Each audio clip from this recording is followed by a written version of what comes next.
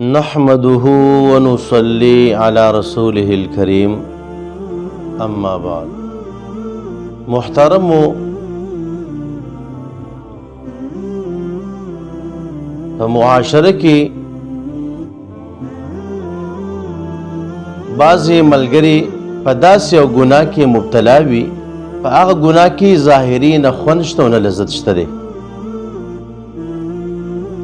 لکه عموما د ګناهونو ظاهري خوند او لذت وي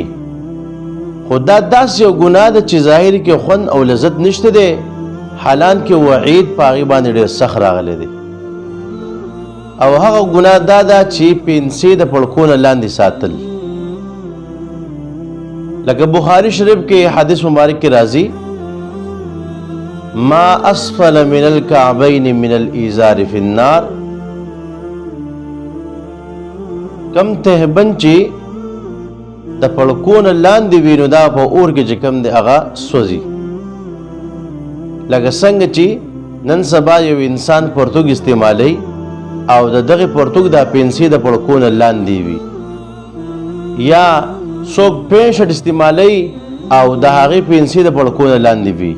نو دغه وعید دغه انسان طرف ته چې کوم دی هغه متوجه کیږي دغه رنګ یو حدیث مبارک کې راځي بخاري شریف کې دا مذکور دی لا ينظر الله يوم القيامة الى من جر ازاره بطرا د قیامت په ورځ باندې به الله رب عزت د رحمت په نظر باندې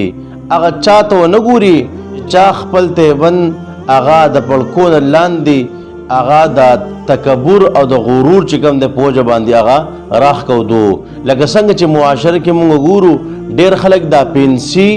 دا د پړکو نه لاندې چې کوم دی راکاږي په دې ودونو کې موږ ګورو یا بعضې داسې نورو موقعو کې موږ ګورو نو د خلکو دا پنسي د پړکو نه لاندې وي د چا پین شرټ لاندې وي د چا د عام پنسي لاندې وي چې څوک د تکبر پوجا باندې دا کار کوي د هغې لپاره دغه وعید دی چې الله رب عزت ورته د رحمت په نظر باندې ونه ګوري محترم که موږ وګورو نو څومره سخت وعید چې کوم دی په دې باندې راغلی دی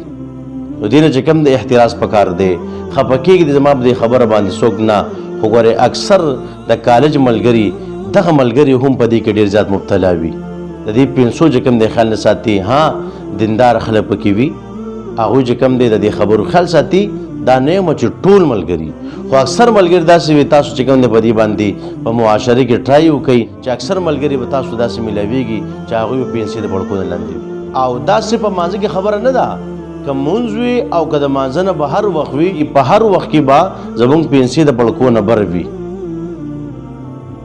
نو په دې باندې عمل پکار دی په معاشره کې د بدقسمتۍ نه معامله الټه شوې ده د سړو دپاره د نارینهو دپاره پنسي اوچتول پکار دي او زموږ د نارینهو پنسې د پړکو نه لاندې وي او د زنانو دپاره پنسې د پړکو نه لاندې چې کوم د هغه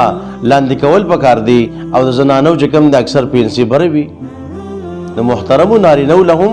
په دې عمل پکار دی چې هغوی پنسې د پړکو نه هغه بره وساتي او زنانو له چې کوم دی هم په دې عمل پکار دی چې هغوی پنسې لاندې وساتي د هغوی لپاره په شریعت کې دغه طریقه ده او د نارینهو لپاره دا طریقه ده چې پنسې به بره وي نو الله رب عزت موږ له په دې خبرو باندې عمل کول توفیق راکړي وما علینا الا البلاغ